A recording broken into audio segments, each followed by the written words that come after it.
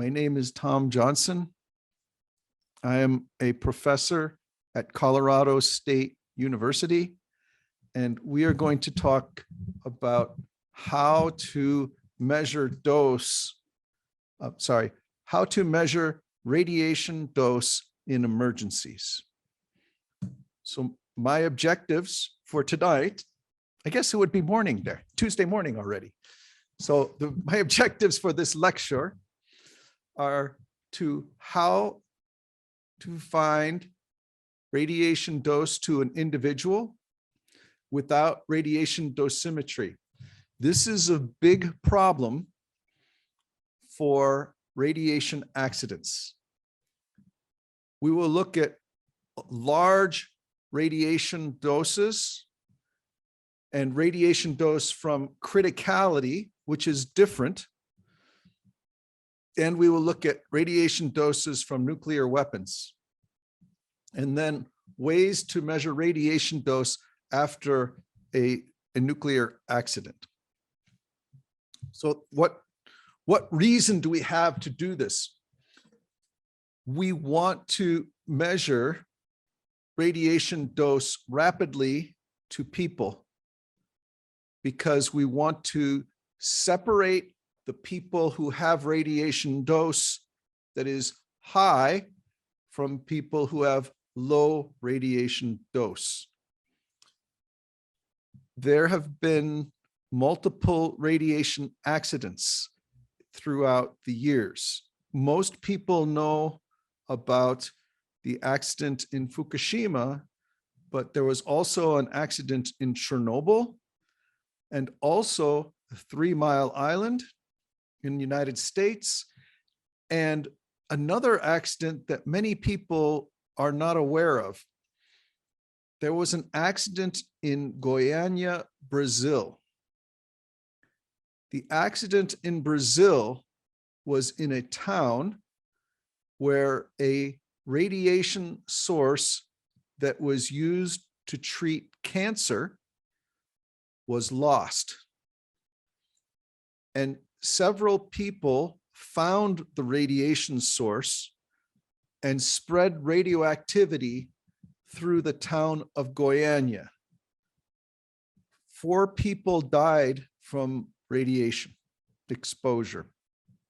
They had very high radiation doses, and many other people had high radiation doses.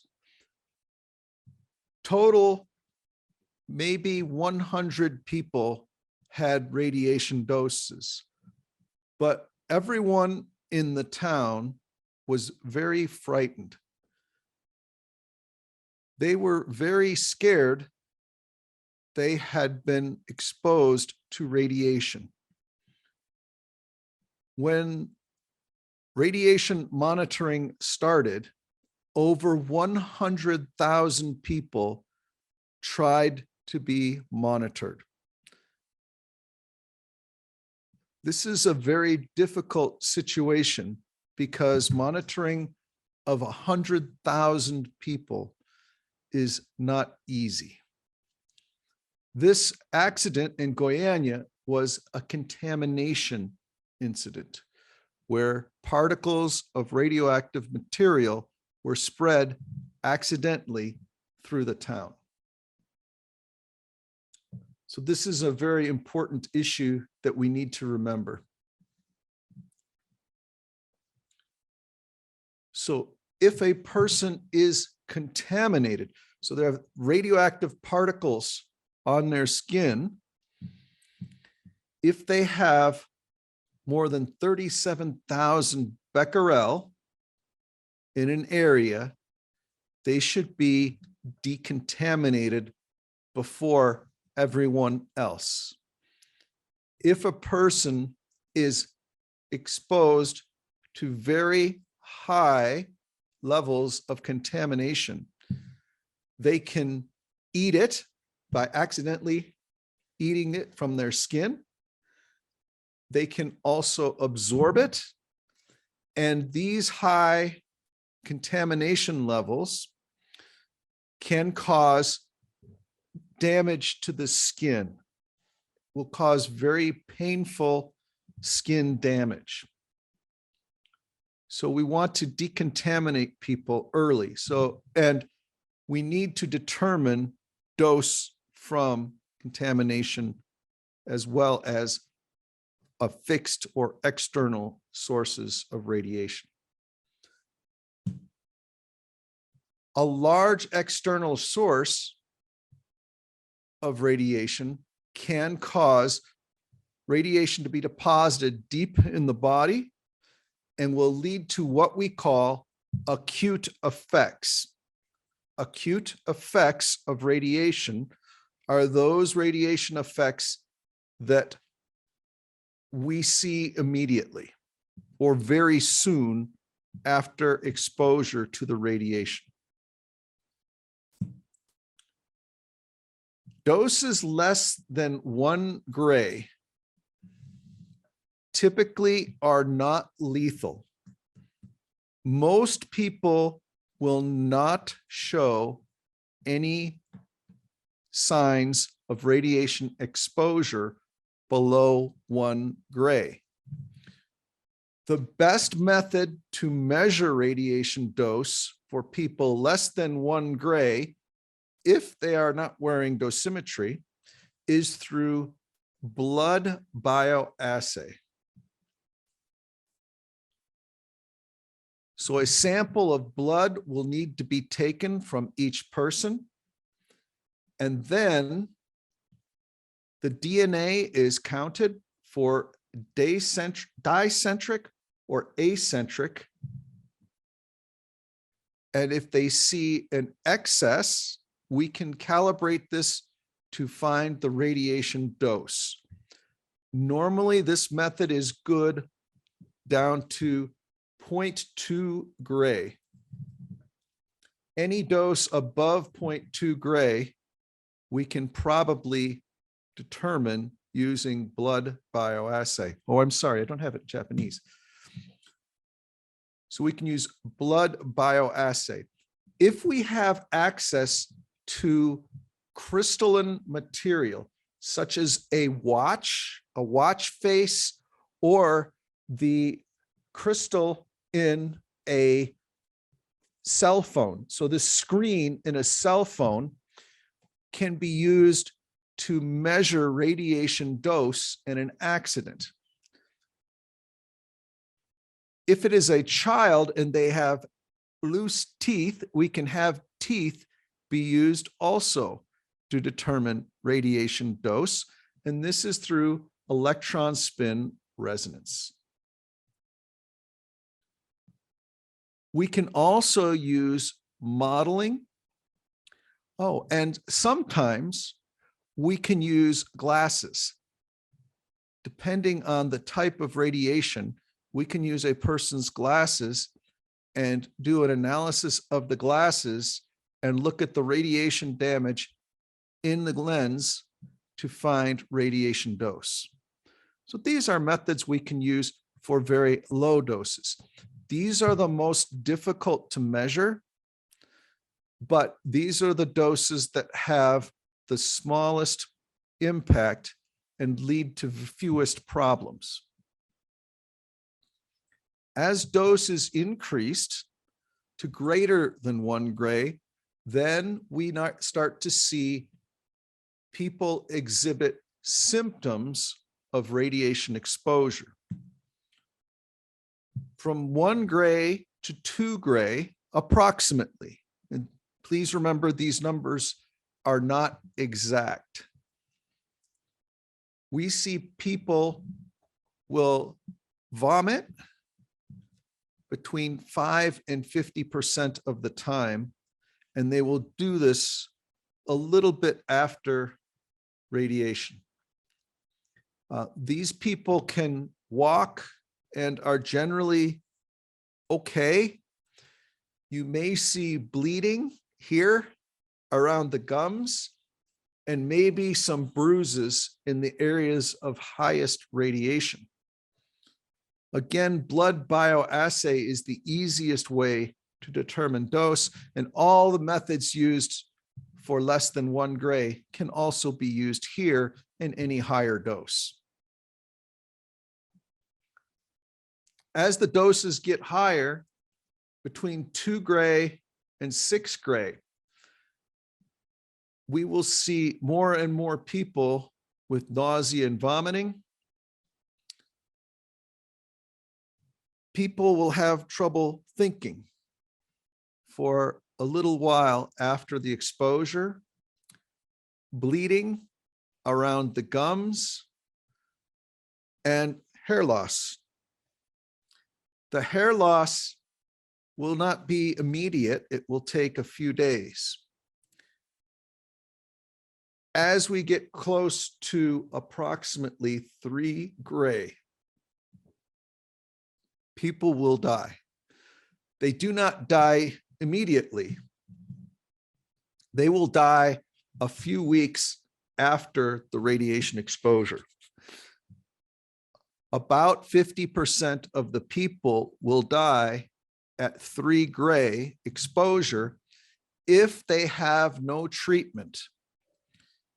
If they have medical treatment, then it will take up to 5 or 6 gray to kill people. About half the people will die at 3 gray. With medical treatment, half the people at 5 or 6 gray will die with medical treatment.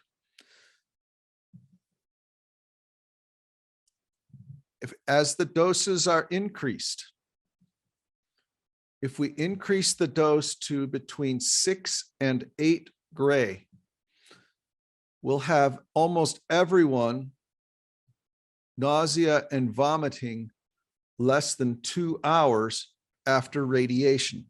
So you should notice that the time between radiation exposure and nausea and vomiting becomes shorter as the dose increases. So if you increase the dose, the time to vomiting, nausea becomes shorter and shorter. So we can estimate radiation dose based on the number of people vomiting and how long after radiation exposure they begin vomiting.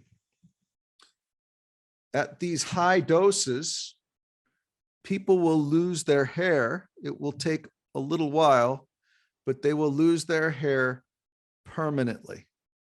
The hair will not return. We can sample the blood, and blood samples will tell us the dose again. People above 6 gray generally will die 3 to 12 weeks after radiation exposure. As the doses are increased again above 8 gray, for this dose, we will, between 6 and 8 gray, we will see problems with the gastrointestinal tract. We'll see diarrhea start for many people, diarrhea and loss of bodily fluids becomes very important. These patients, when they die, these doses lead to something called sepsis, which is a type of infection. I will put it in the chat. I don't have the Japanese word, I'm sorry, but it leads to sepsis, which is an infection of the body that the body cannot recover from. At the higher doses, between 6 and 8 gray, we have infection, sepsis, and we start having problems with fluid loss, with diarrhea, and also loss of the gastrointestinal tract's ability to function. So the gastrointestinal tract does not function very well. Over 8 gray, the gastrointestinal tract is not functioning well at all. We see nausea and vomiting almost immediately. So this is almost immediately, and almost everyone will have nausea and vomiting. People will not be able to walk, think, no thinking, no walking, difficult to move. Again, there will be bleeding and bruising, even more bruises on the body. They will manifest all over the body. Lots of, as I said, diarrhea and a fever, and the gastrointestinal tract will not be functioning properly. We can still use blood to estimate dose, but people will die almost, not immediately, but almost all within 1 or 2 weeks. So these are the broad categories of high radiation external doses from gamma rays. This is what you'll see. Now, there's another category of external dose, and that would be external dose from neutrons. An external dose from neutrons and gamma rays, this particular mixture, we refer to as a criticality accident. And there have been multiple criticality accidents around the world. These accidents usually take place where fuel for nuclear power plants is produced or weapons research is conducted. In the United States, there have been criticality accidents in both industries. We have seen criticality accidents in facilities that manufacture fuel for nuclear power plants, and also in nuclear weapons testing, manufacture, and nuclear weapons research. In every case where there has been an accident and people have been nearby, there has been death. I am uncertain if there is an exception, but every accident I'm aware of, every criticality accident has resulted in at least 1 death. Because there are neutrons produced during criticality accidents, the neutrons are absorbed in the body. And I'm going to use, I think this will be useful here. So in the body contains sodium-23. So this is in the body. We have large quantities of sodium, and a criticality accident will produce neutrons. When this reaction happens, so the sodium absorbs a neutron and becomes sodium-24. Sodium-24 is radioactive, and sodium-24 emits a gamma ray. So sodium-24 will emit a gamma ray.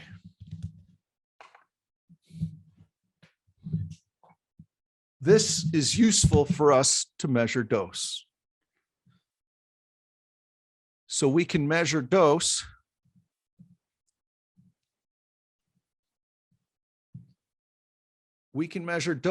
by taking a radiation detection instrument, and we can place it here, or we can take it, if this was the instrument, we can place it here,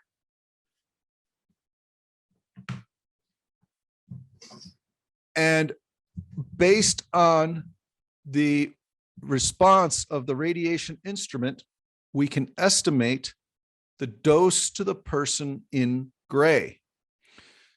We can do this because we know the ratio of the activation of sodium 24 to the dose. And this is an example. We have a 0.04 gray dose to a person, and we can take the person's, we can take the person's measurement in the armpit. And if we have 275 counts per minute, immediately after the criticality accident, and we know the mass here, we know that that was a dose of 0.04 gray from a radiation accident. I'm sorry, a criticality accident. This only works for a criticality accident or an accident that produces neutrons. So that's this. I used this formula here,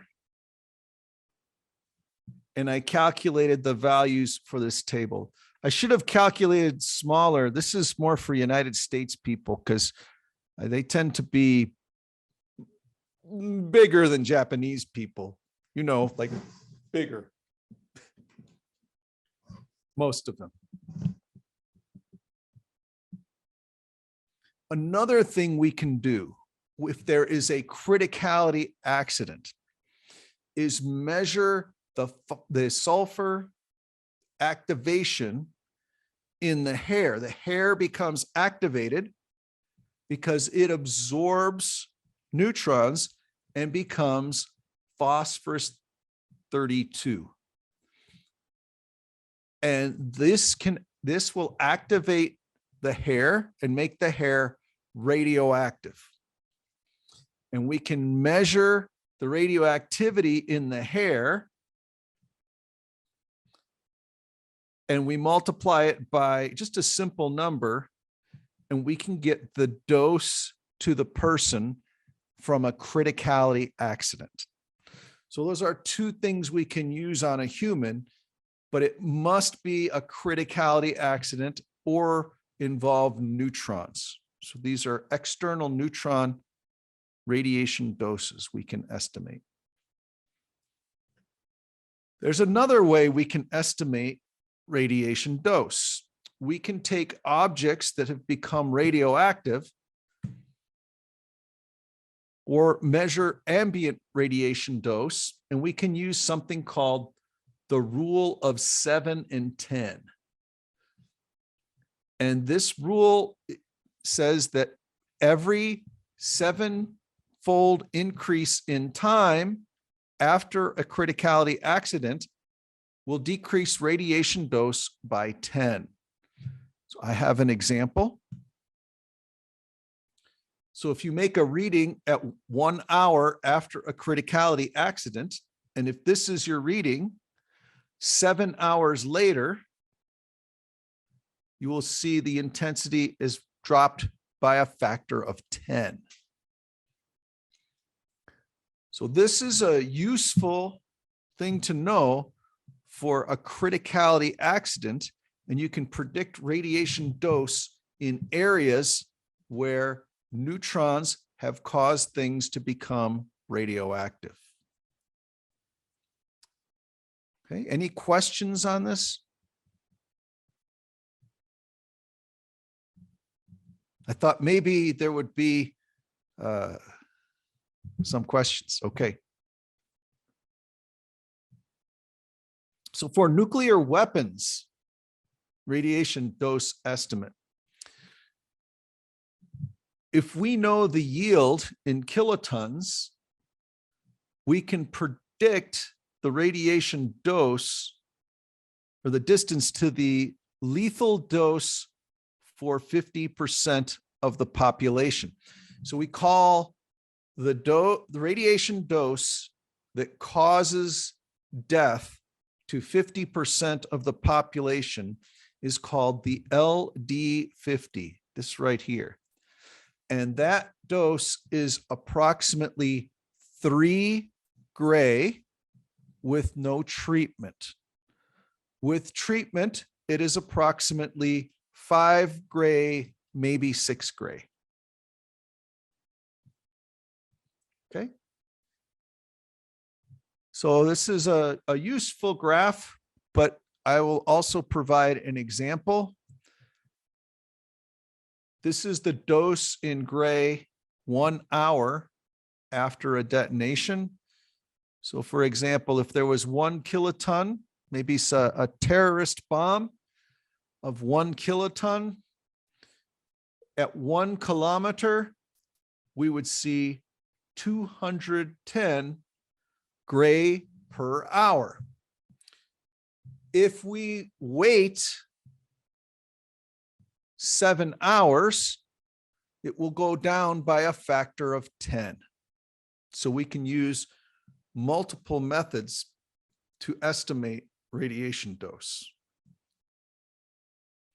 And you can see distance is very effective at decreasing radiation dose.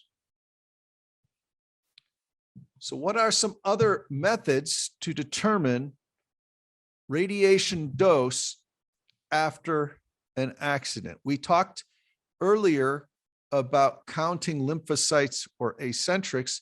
Let's look at some details of these methods. We can count lymphocytes or eccentric and dicentric DNA, and this will require a blood sample, and we can measure almost 0.2 gray. Some laboratories have been able to measure as low as 0.15 gray. Measuring radiation dose using acentric and dicentric DNA is expensive. It costs a lot of money for every sample, and it takes days to analyze the samples. Counting lymphocytes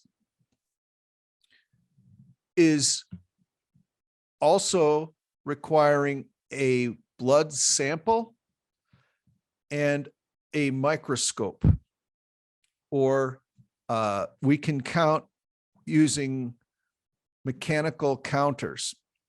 However, radiation doses must be greater than probably 0.5 or 1 gray before it is a useful method. I have some examples here of dose. How to estimate dose. We can look at how long it takes before there is vomiting or throwing up and estimate dose based on this. If we have a large population, if we know what percentage of the population has nausea and vomiting, we can determine the dose. So here, if 19% of the population is experiencing nausea and vomiting, the dose was probably about 1 gray. If we look at the lymphocyte count, so this will require a blood sample within 24 hours. We can see the percentage of lymphocyte decrease. So lymphocytes will go down almost immediately after a high radiation dose. So we can use that measure of radiation dose. We can also look at blood serum amylase. And as that increases, the estimate of the radiation dose also increases. And number of dicentrics, as I said, this is also a blood sample and expensive, time consuming, but most accurate. And you can see below 1 gray is not very accurate, but as we go higher and higher doses, it becomes accurate. We don't have any values for this because the person is probably dying. So these are external sources of radiation. What if we were inhaling? We have inhalation of radiation dose. For this, we can take a wipe inside the nose and we can estimate if a person inhaled radioactive particles into their body. Normally, we assume that if we have radioactivity detected in the nose, about 10% of all radioactivity inhaled is deposited in the nose. My colleagues have done some research and found that this estimate is mostly useful for determining if someone inhaled radioactive material. The dose estimate is not very good. This is more of a determination if someone inhaled radioactive materials or not. The quantity of radioactive materials deposited in the nose is not always proportional to what is inhaled. The reason for this is because the particle size will determine where the radioactive particles are deposited. Because of that, they may all become deposited in the nose. It's difficult to say. So this is not a good method, but it is a method that may work. It is useful to determine if inhalation occurred. So this is the main purpose of nasal swabs. A better way to determine if someone inhaled or drank radioactive material, maybe someone was drinking contaminated water or eats contaminated food. Bioassay is a better way to do this. I'm sorry, I don't know the word in Japanese. I was unable to find a correct word. Bioassay has two different methods. There is in vivo, which means that we take a radiation detector outside the body and measure radioactive material inside the body. This method, in vivo, is only useful for photon gamma ray emitting materials, because that's the only way we can detect them outside the body. In vitro analysis, this one, we will collect samples of usually urine or feces. Sometimes we can collect blood. In this case, with in vitro analysis, the body excretes small quantities of radioactive material.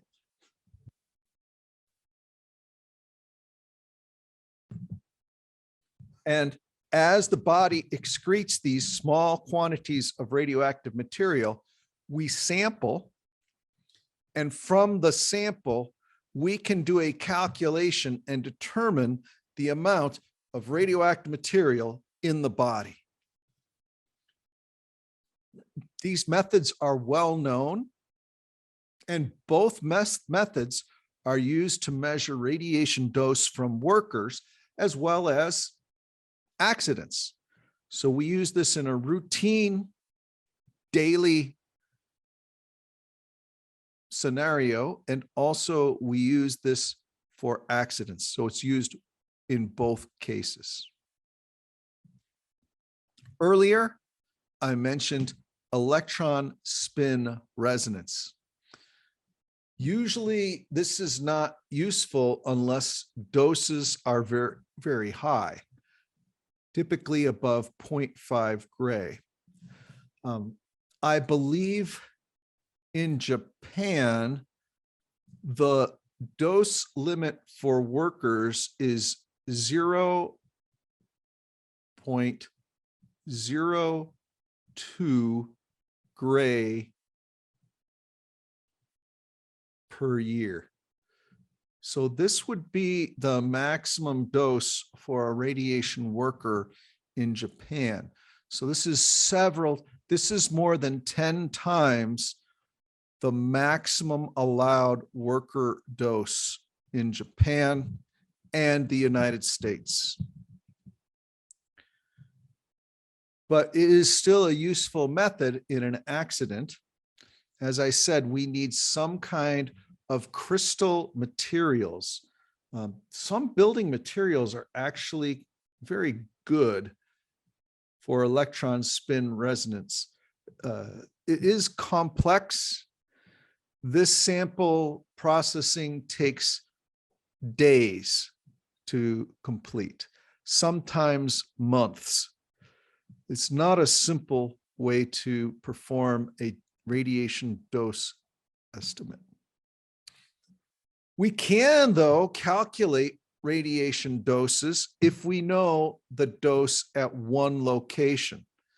So this is called, we call this the inverse square law. And if we know radiation dose at one position, we can calculate the radiation dose at a different position. As an example, if we have a radiation dose from a radiation source of 0.05 gray per hour at 10 meters, so we could make a measurement, and a person is standing at 2 meters for 1 hour, what is the radiation dose? We can check that with our mathematical formula. We know that the radiation dose was 0.05 gray per hour at 10 meters, and we can calculate the radiation dose at 2 meters, and we can see it was 1.25 grays per hour, and the person was there for 1 hour. So the radiation dose in this accident was 1.25 gray. Okay.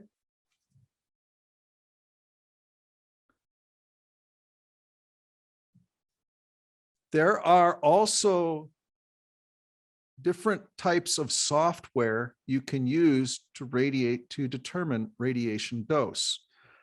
This is an excellent tool that is available at this website. And then there's also this assessment tool also at the same website, and they are both free. So you can download those for free. Okay, do we have any questions?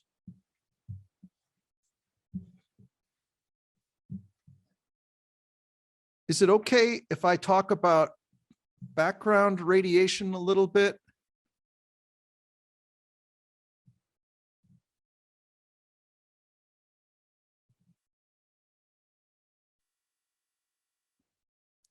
I don't know, was everyone able to see my slides okay?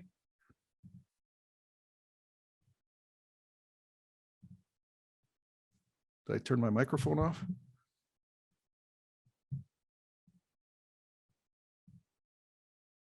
Was everyone able to see my slides okay?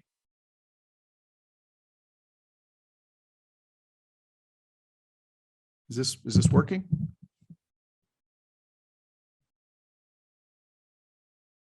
Okay, well, can you hear me? You're muted, I think. Yes, I can hear you. Were you able to see my slides okay? Now I cannot see your slides. Oh, did you see them before? I was worried. I thought maybe I forgot to share screen. Yeah. Okay, how No. about now? Yes, I can see Okay. your slides now. Is it okay if I talk about background radiation a little bit? Yes, please continue. Okay, I will send you these slides after class. This is an interesting picture in front of, this is where my children went to school. And it's most interesting because it's 0.36 microsieverts per hour. If you're working with environmental radioactivity, this is very, very high. And this is in the parking lot of where my children went to school. So I want you to look at what are background radiation levels in Japan and see where it comes from. And we'll take a look at some high radiation areas that are natural and see what's going on with that. When I first put together this class, I thought, oh, background radiation, this is United States stuff, but I don't think you would be very interested in United States radiation doses, except for this one, which is very high. There's also, hey, let me see if I think I have a different presentation than this one. Oh, yes, I do. It's here. I want to make sure I've got everything here. Okay. So it's nice to see, I think, that there is background radiation in the United States. And a lot of it comes from radon gas. That's where the most of the radiation comes from, is radon gas. But you are not in the United States. So how about Japan?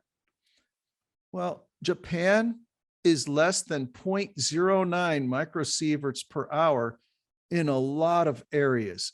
This is very, very low. If you remember, let's go back.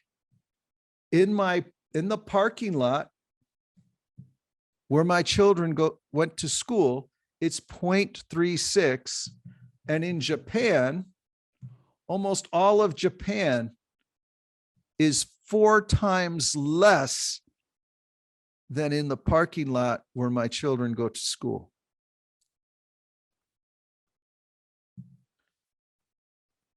So we can see there's areas up to 0.1 microsieverts per hour. Okay. And here, this is a better drawing of natural radiation in Japan. And you can see the highest, the highest levels in Japan are still 3 times, at least 2 times or less, or half of in the parking lot of my children's school. You may also note that over here, this is before the accident in Fukushima, and all the highest areas of radiation are here. There's a little bit in Hokkaido. Hokkaido is not so bad. And over here, but this is where the natural background radiation is highest. And we can see the lowest, I think, is around Tokyo. This is from a couple years ago, but it's still useful because things don't change. You can see the actual dose levels from monitoring stations. And I noticed that Hokkaido is really low, and so is Tokyo and Sendai. They're all very low. And you can get this map from the government here, and you can see that there's just two small locations where we get sort of high. And here we can see, now this was taken in, this is 2 years ago. This is 3 years ago. So it's probably less now because this whole area was decontaminated. But you can see the area near Fukushima. This is a great resource that the Japanese government has provided.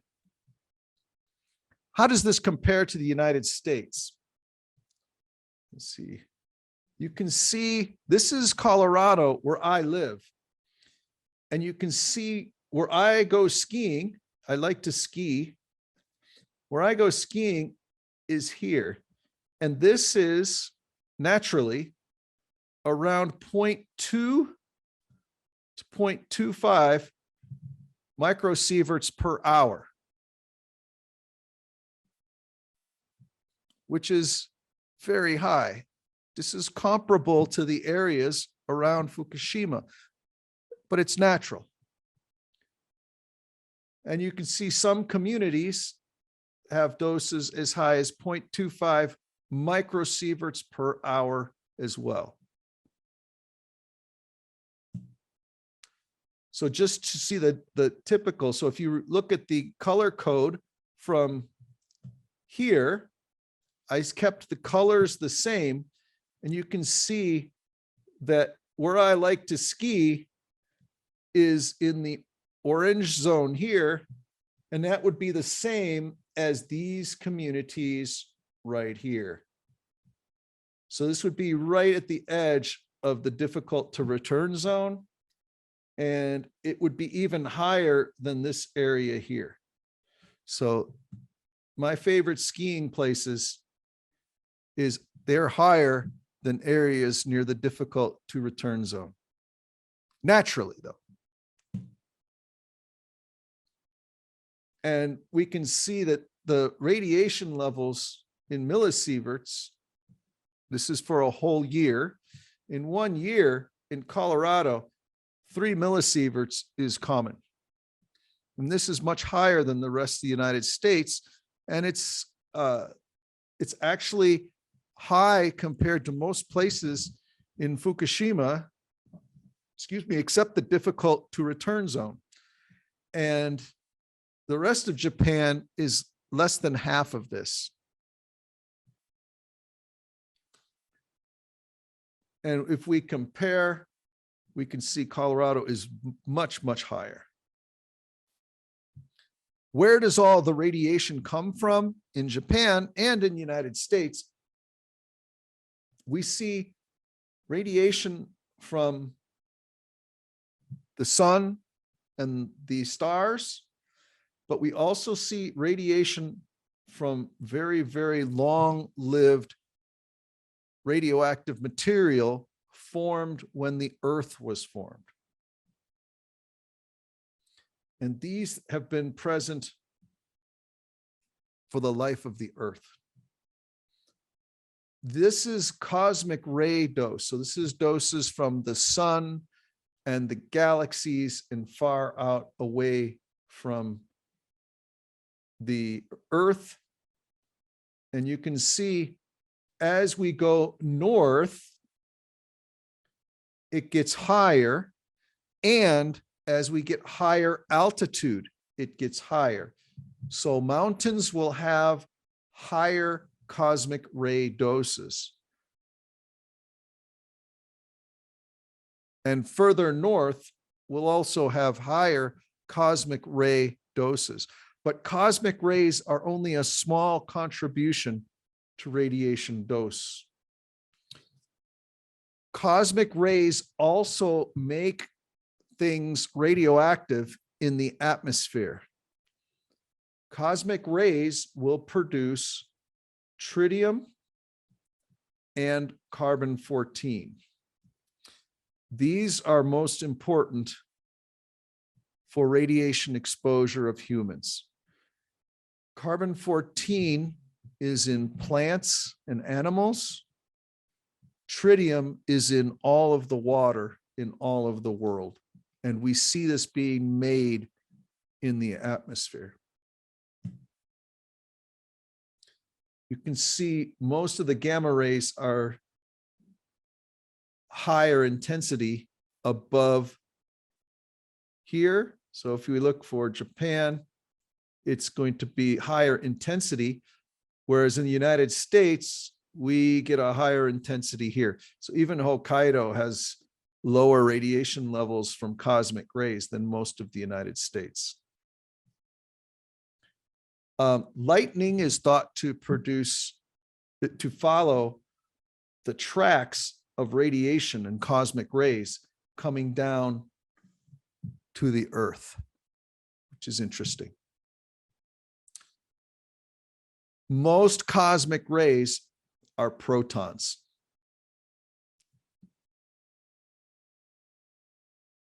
Most.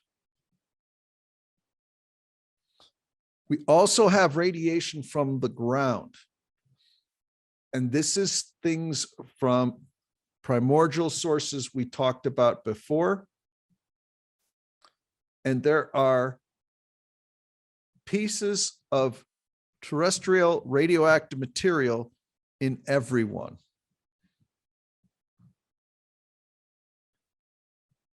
So these are external radiation sources from the ground. And you can see this is in milligray, but for our purposes, these would be about the same as millisieverts. Notice that there are some places that are very, very high. And we have one of the more famous places is in India. Of course, where I live is on here twice. This is very close to where I like to ski, and you can see it's 22 millisieverts per year approximately. Volcanoes are also a good source of natural radioactivity, and it will push the radioactive materials out and distribute them in the atmosphere and also in the area around the volcano. Most radioactive material that is in nature is in the top of the soil, and almost all of the radiation comes from the uppermost portions of the soil. When farmers work with the soil, they can significantly change the amount of radioactivity in the soils. So many fertilizers contain radioactive materials, specifically uranium, but more importantly, potassium. All potassium contains potassium-40, which is radioactive. So all potassium is radioactive. So we see variations in this. Another problem we see is radon. Radon is not as big a problem in Japan as the United States. This is because the United States has more uranium in the soil. Uranium decay leads to radon gas. Radon gas diffuses through the soil and becomes a hazard. Okay.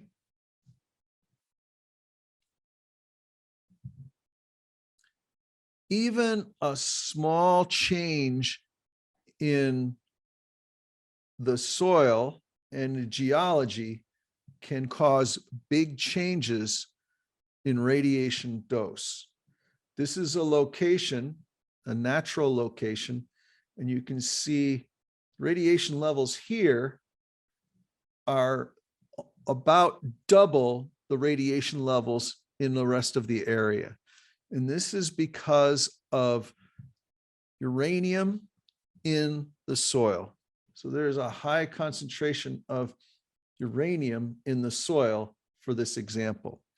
Sometimes there are high concentrations of potassium as well.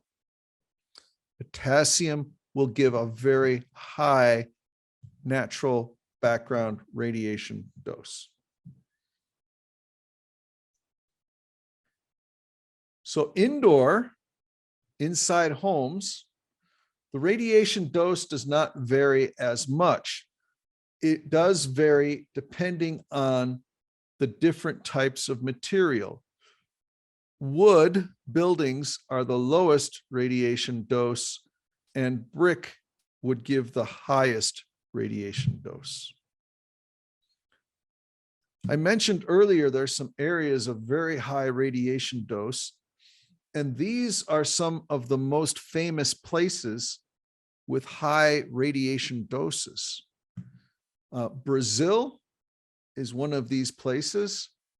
There is monazite, which is thorium. This is thorium-232. And the same is true for this area. So here is the town where we see high natural background radiation. And there's this is a map of the area, and there's a lot of people that live here. So this is thorium, and it makes beaches. So you can see there's a beach here. And the beaches are popular with people. They tell people that the beach is radioactive, and some people believe radioactive beaches are good for your health. The doses are 50 microgray per hour, which is about the same as 50 microsieverts per hour. This is a very high radiation dose for natural background. They have about 7,000 people. Some streets have very high radiation levels as well. So this would be 4 times the radiation doses, maybe more, that I see here in Colorado. And they found that the radiation doses inside the buildings were also very high. And a lot of beach sand is in the building materials. There was a study conducted to see if there was a lot of people exposed to high radiation doses, greater than 5 millisieverts per year, but the population is too small. They did study for acentrics and dicentrics, if you remember from earlier. They measured acentrics, dicentrics, and lymphocytes, and they did see a higher frequency of acentrics and dicentrics, indicating a large radiation exposure. As I said, it's mostly thorium, but there's also radium, which they take into their body. They drink and eat radium. There's not a lot of food grown here, so there's not a lot of food, but some. The most important thing is from outside the body. And this is what it looks like.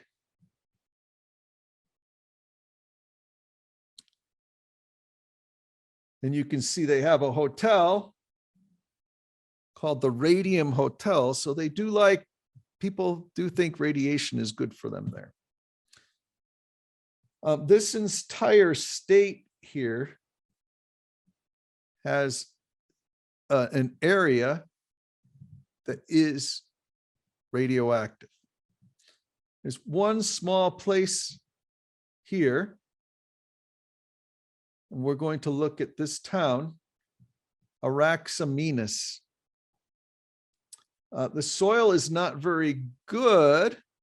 But the key thing is there's a lot of phosphate, which chemically binds to uranium and thorium. And the food in this area contains a lot of radium. Again, the city is very small, and there is a lot of radium in their diet. Another place that's very high is Morro de Ferro. It's a small hill that is also loaded with thorium-232. Okay, there's a lot of thorium in this. And the doses are in milligray per hour or millisieverts per hour, very high.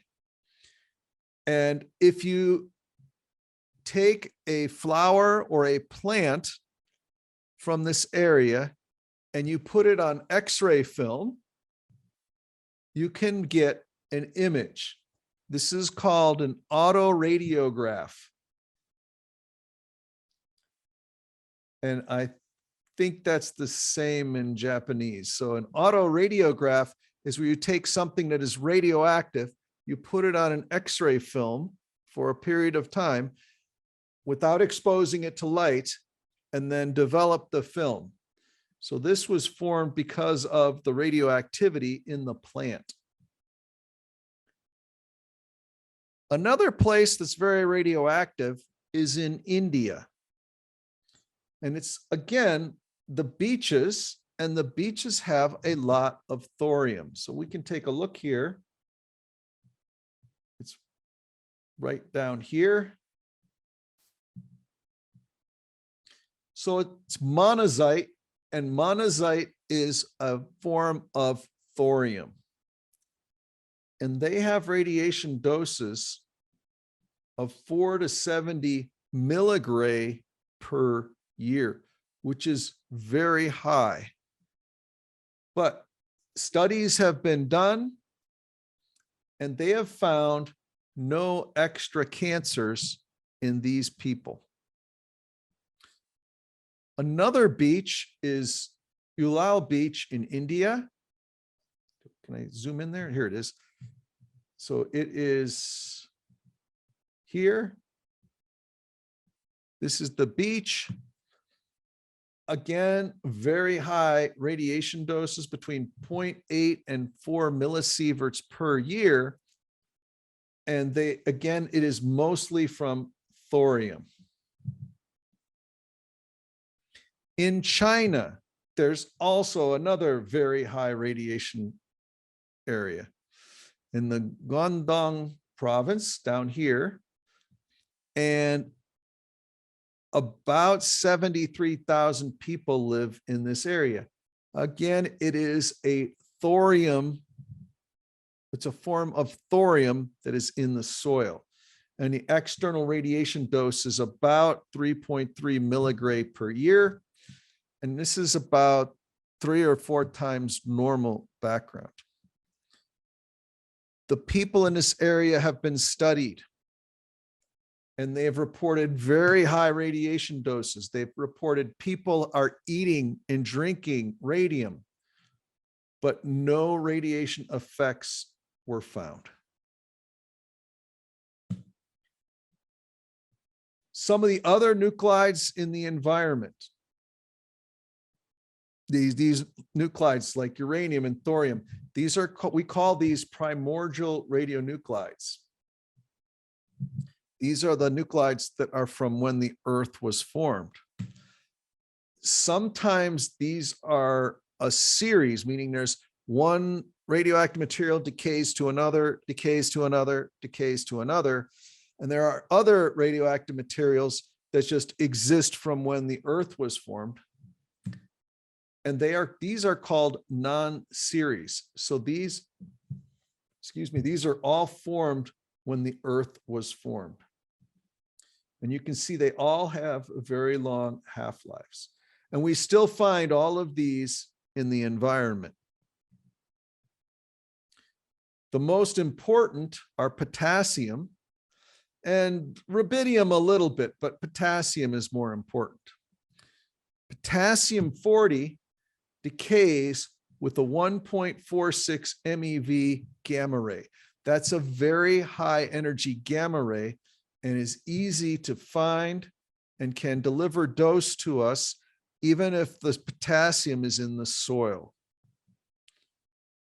Potassium is added to soil by farmers, and we can add a lot of potassium to increase radiation dose on farms.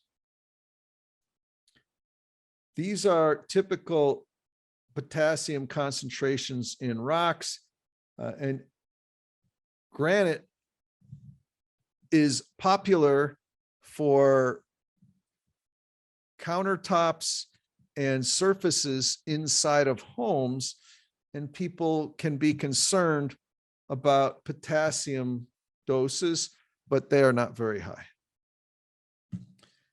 In a 70 kilogram person,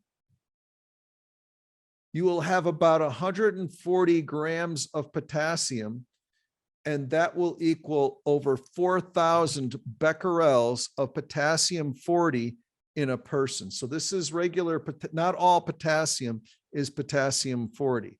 Only a fraction is radioactive, but we will have over 4,000 becquerel of radioactive potassium in our bodies. It's mostly in muscle tissue, and that will give us a dose of about 190 microgray per year. And this is measurable. You can measure potassium 40 in a human. Rubidium 87 is not as important. It is in doses to the human. It's a lower energy beta particle, and it's not as high a concentration. This is not added to soils. It is not important in agriculture, so we don't see it as being as important. The series radionuclides are important. So these are radioactive materials that decay to other radioactive materials. And they are very important for radiation doses. And we've talked about them already.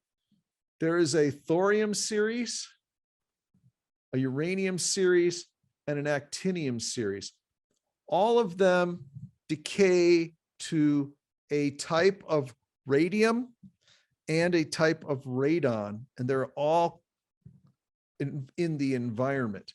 Most of the radiation dose from these series, as you already know, are from thorium. Thorium is the most abundant, naturally occurring radioactive material on Earth. So thorium is what we call a 4N series, and thorium is found everywhere on Earth. It decays to radium and then eventually to a radon gas that can diffuse through the soil. We said it's in most silicate materials. It does not move very well in the environment, though. Okay. And uranium and thorium is found in almost all crustal rocks. And we see it mostly in rocks, but it's about 4 times as much thorium as there is uranium in rocks. This is just some examples of the different types of thorium, the different chemical and crystalline forms. Monazite here, this is the one that we saw is most important on beaches and things like that. These are just some concentrations of potassium in many different materials. There is not a lot of thorium in the body, but what little there is in the body is in the bones. There's a little bit in the lungs, and we see it decaying in the bones to other radioactive materials. And thorium is a big contributor to dose from uranium mining. So where is it at in the body? As I said, it's almost all in the bones, in the lungs. So here's the lungs. And we've got we've got different types of bone here. There's cortical, trabecular, and red. bone marrow. So very important for that. As far as the uranium decay series, we call this the 4n+2 series. Again, we have radium, which puts out a lot of gamma rays, and radon, which is a gas that can mobilize in the soil. Radon can move in groundwater. Thorium is not as mobile in the environment, but uranium can move a little bit in the environment. And in fact, the radium in the decay chain can move into water supplies. There's a couple uranium subseries. Here, I can let you, here we can read it in Japanese so that you can see it more easily. So these are the uranium subseries that we talk about that we can find in the environment. The alpha decay causes uranium to move a little bit in the soil, and that way the uranium can move a little bit better in the soil. So with that recoil, so the uranium throws off an alpha particle and moves. So there's a recoil, we call it recoil. And I hope that's understandable in my translation. So again, here's the 4n+2 series. There's another uranium subseries, and this is the ratio of uranium-234 to 238. And in fresh water, we will see uranium, and there's enough uranium in seawater that they have tried to remove uranium from seawater and use it in reactor fuel. So we have that again. Thorium-230 is another subseries. And thorium, as I said earlier, is chemically inert. It does not move well in the environment. Finally, radium is a subseries. Radium is soluble, but it typically will precipitate. And finally, there's the radon-222. As I said, that is a noble gas and will move through the soil and the environment, and we can inhale the decay product dust particles. The final, I think this is my final subseries of lead-210. These are long-lived radon daughters, and this is what these are the particles we see after radon decay. People will inhale these and they can be deposited in the lungs. So as I said, uranium is everywhere in the environment. We see it also uranium and actinium in the actinium series. And these are the most important uraniums in the environment. This is the last decay series, and I will send you these slides. This is just some specific activity of uranium and some pictures of uranium in the environment. And I think my time is up. Am I correct?